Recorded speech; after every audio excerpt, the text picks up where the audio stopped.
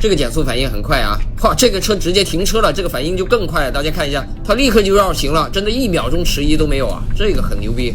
同样是消失的前车，但这一次是对头车啊 ！NGP 减速了，但还在犹豫想从左。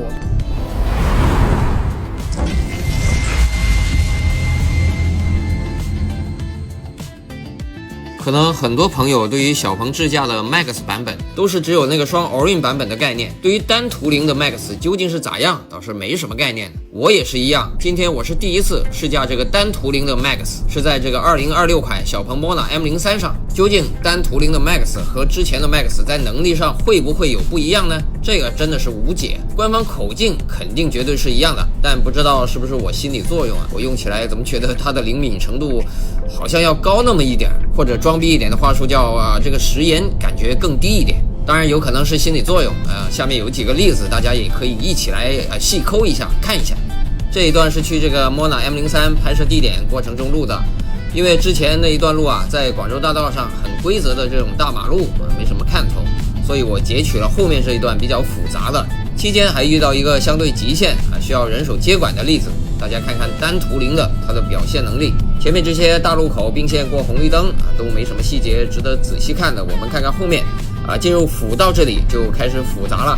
前面的右边有2台车，它有一点防御性的靠左，同时有个车切入立刻带点减速，这个减速反应很快啊！哇，这个车直接停车了，这个反应就更快了。大家看一下，它立刻就绕行了，真的1秒钟迟疑都没有啊！这个很牛逼。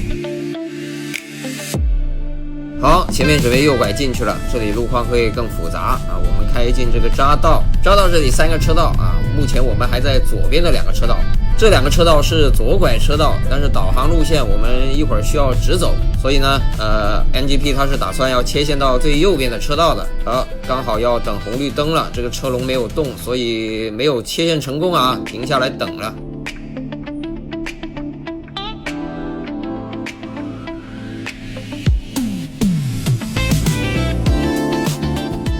好，前面绿灯，车龙开始动了，立刻切线到最右边的直行车道问题不大。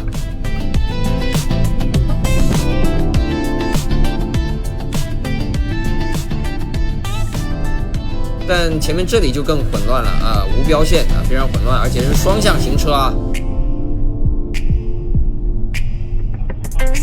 消失的前车遇到3轮车挡道这个绕行也非常快的反应，真的是一看到立刻做动作。看到这里，大家觉得这个 Max 反应怎么样？之前双 Orin 的那个 Max 不知道遇到这种情况会表现的是不是跟它一样的。好，接下来有个接管，大家看看为什么要接管同样是消失的前车，但这一次是对头车NGP 减速了，但还在犹豫想从左边绕，但是对方没有减速，直接怼过来了。对 NGP 来讲，它就没有反应时间了。我人手接管绕开，这个估计 Ultra 的这个 VLA2 会处理得更好我们继续等蒸馏的版本，到时候看看。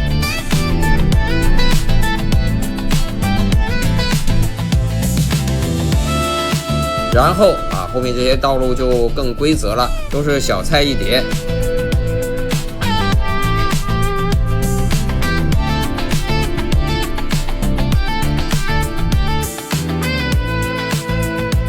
前面这个路口大家看一下，面对这个行人跟2轮车它这种蠕行靠近做的也很不错然后最后我们前面还有一个掉头，那么完成掉头之后就抵达目的地了。